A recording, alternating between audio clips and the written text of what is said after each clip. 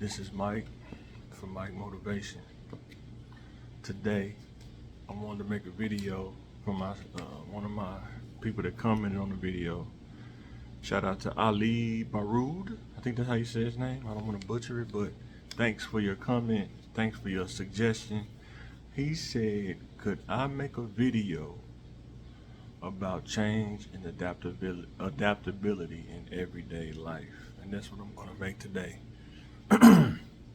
I just got 4 points, but I can make more based on this because it's an ever-going learning experience and changing thing. But this is what I'm going to go with. First one, transition from teen to an adult, change and adaptability.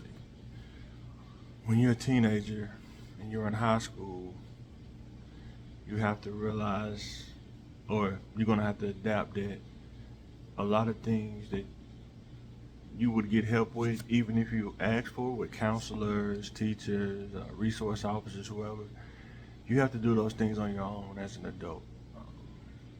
Grocery shopping, you have to do. Pay your bills. If you get a cell phone bill, car note, apartment, house, you have to pay those bills. You have to keep up with those things. Utilities, you have to keep up with those things. Taxes, assessing, renewing your taxes. You have to keep up with all those things. Plus, whatever you do with your job, if you have a family, when you become an adult, you do not take away responsibilities. You just keep adding them on, like stacking them on a plate. How much can you eat at one time? You have to ask yourself that. So that transition from teen to an adult is different. You have to be meticulous about your decision making. Be vigilant. Learn about the consequences before you make the choice or decision.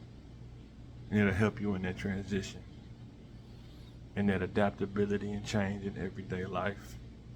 Another one is making decisions. Making decisions on what to do, what not to do. Why should I do this? Why I shouldn't do this? You should ask yourself these kind of things while you're making that transition and while you're growing, going from 20 to 21, 21 to 22. Learn from your decisions. If it didn't work out, why didn't it work out? Be accountable. Why did I make this bad decision? Or why haven't I learned? Why do I keep making the same decisions? And we're going to talk about that at the end of this sometimes, right? What you deal with when you're trying to change and make that adapt. Third one is attitude and mindset. Attitude is one of the most slept on things, I think, or a skill that people really don't think about when you're transitioning from teen to an adult. Your attitude will set the tone for what opportunities come your way, things that you deal with. Sometimes you can repel trouble away by your attitude, and sometimes you can attract trouble by your attitude. I know that sounds crazy, but I'm telling you from a guy that's 41 that was in his 20s, 30s, some of the things I did, I brought trouble to myself. And as I got older, I stopped caring about certain things. That's I'm going to mindset too. My mindset changes. Like the older I get, the less things I get myself caught up in or worry about. I don't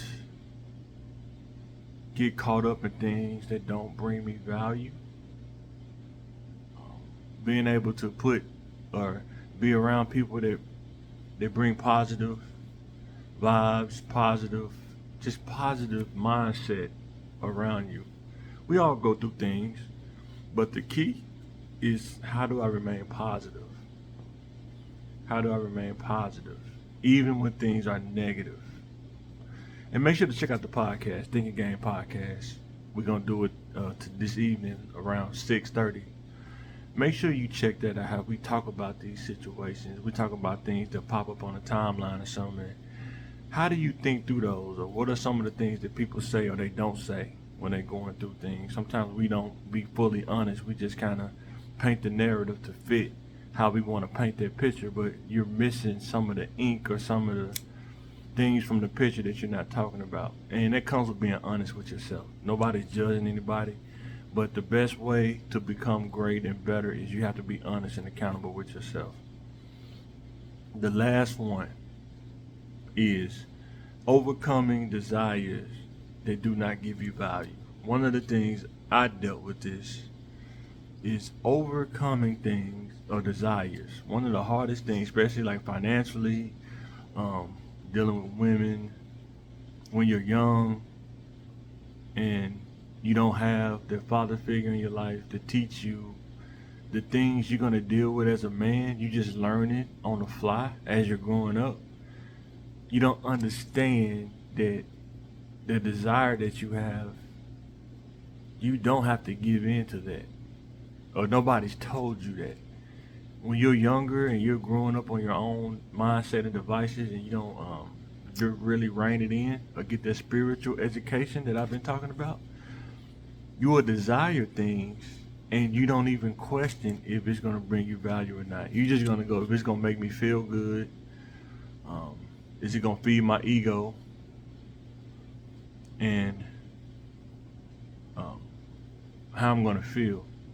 But a lot of things that feel good, that feed your ego, it may not be good for you in the long run. It don't bring you value.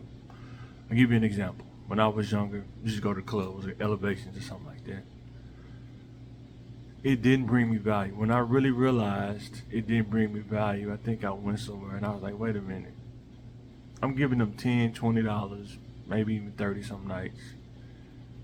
But when I leave, there's no value that I can carry with me. Matter of fact, I don't even talk about those days that much anymore. Memories that you don't even want to talk about anymore. You just leave them where they at, which no problem in that either. But when you do something that brings you value, you can recall on it and it can help you get through something.